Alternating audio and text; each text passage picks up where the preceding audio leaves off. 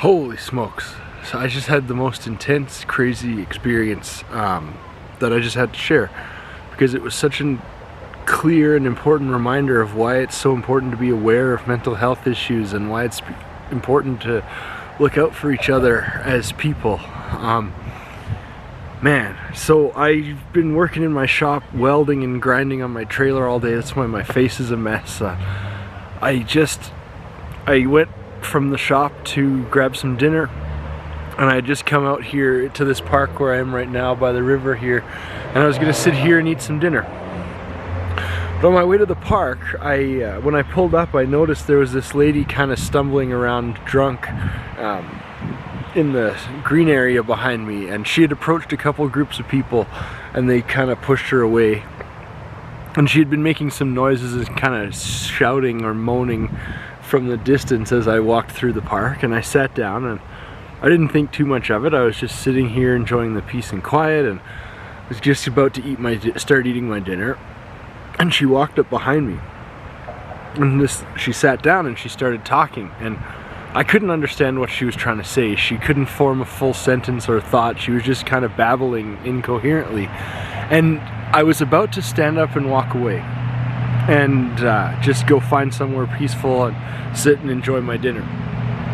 But something in my gut just said, no, just stay here for a minute. And so I did, and I listened to her talk, and as she talked, I could kind of, she had started to cry, and she was talking and babbling and going on, and I could sort of pick out from what she was saying that she had gone through some kind of breakup and she was in the midst of some kind of personal crisis, and I could smell on her breath that she'd been drinking really heavily, and it just hit me all in that moment that it was like, this is a person in the midst of a breakdown, of a crisis. And as she continued to talk, she started talking about, oh man, drowning and wanting to hold her head under the water and wanting to die. And then the only real complete sentence she formed the whole conversation, the whole time she was talking at me, was, don't let me kill myself. That's all, the only sentence she made.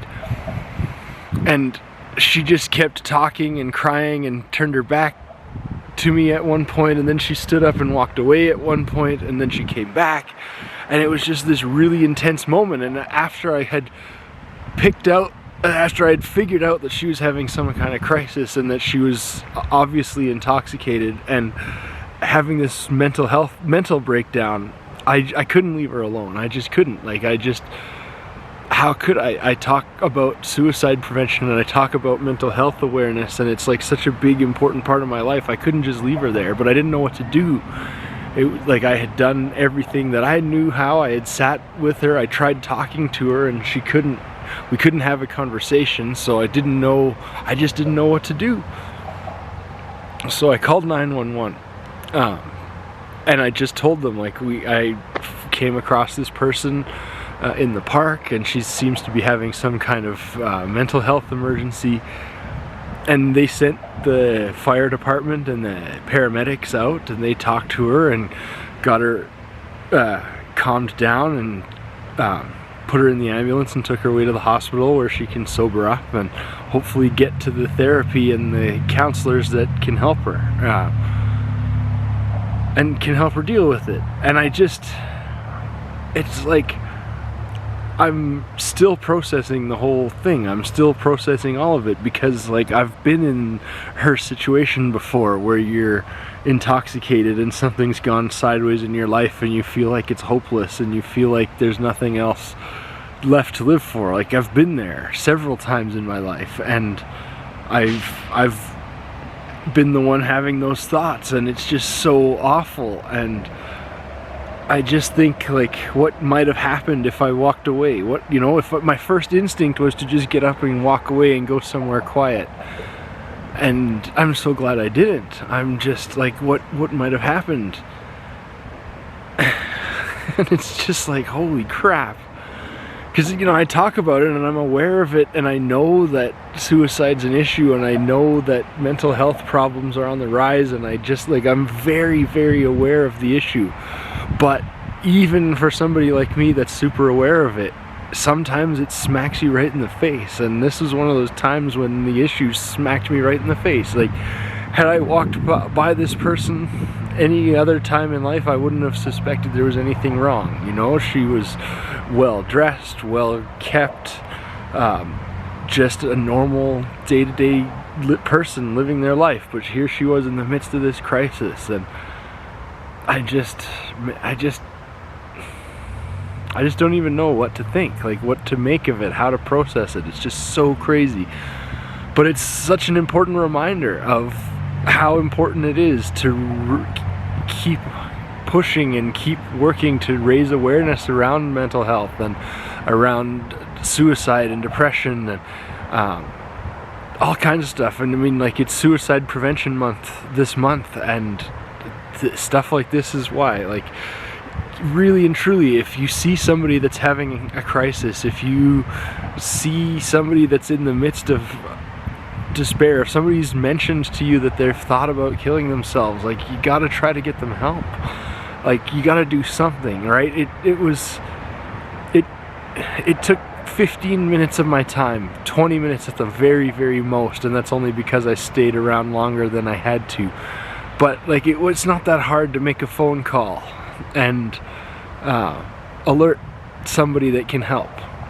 And they came and they helped, and man, it was just wild, and it was super, super intense, and I just wanted to share it while it was fresh on my mind and while it's still processing, because it was just such a stark, in my face reminder of why it's so important to talk about mental health issues, and why it's so important to acknowledge that some people are not doing okay. And I'm seeing it more and more and more in the world these days, where people are getting to their breaking points. You know, people are being pushed mentally and emotionally to the farther extent than they've ever been in their lives in the world with the state it is in right now, and people are just having trouble coping. And I mean, we're only seeing the beginning of the issue. We had a mental health crisis going on in this world long before the lockdowns and everything that happened, and now it's just so much worse. It's so much worse. So anyway, I just want to encourage you that if you see somebody struggling or having a problem, like, you know, I very nearly passed this lady off as just some drunk in the park.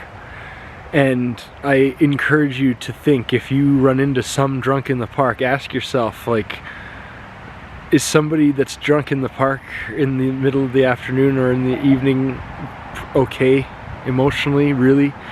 And what could your 5 minutes of sitting there listening to them do? You know, like, it could shift the entire course of their life. It could save their life. Who knows, right? And it doesn't take that much effort. It doesn't take that much energy, and you really get to do good in someone's life.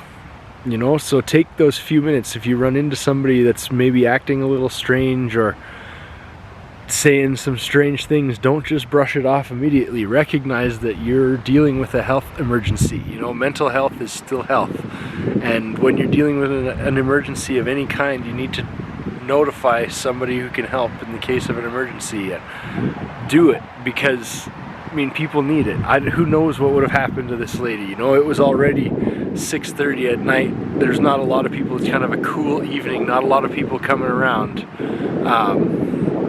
And she very well may have thrown herself in the river. She may have jumped off the bridge. Who knows? I don't even want to think about it, because the fact is it didn't happen. And that's the important thing. So anyway, I just wanted to share that. This was just such an intense emotional experience for me, and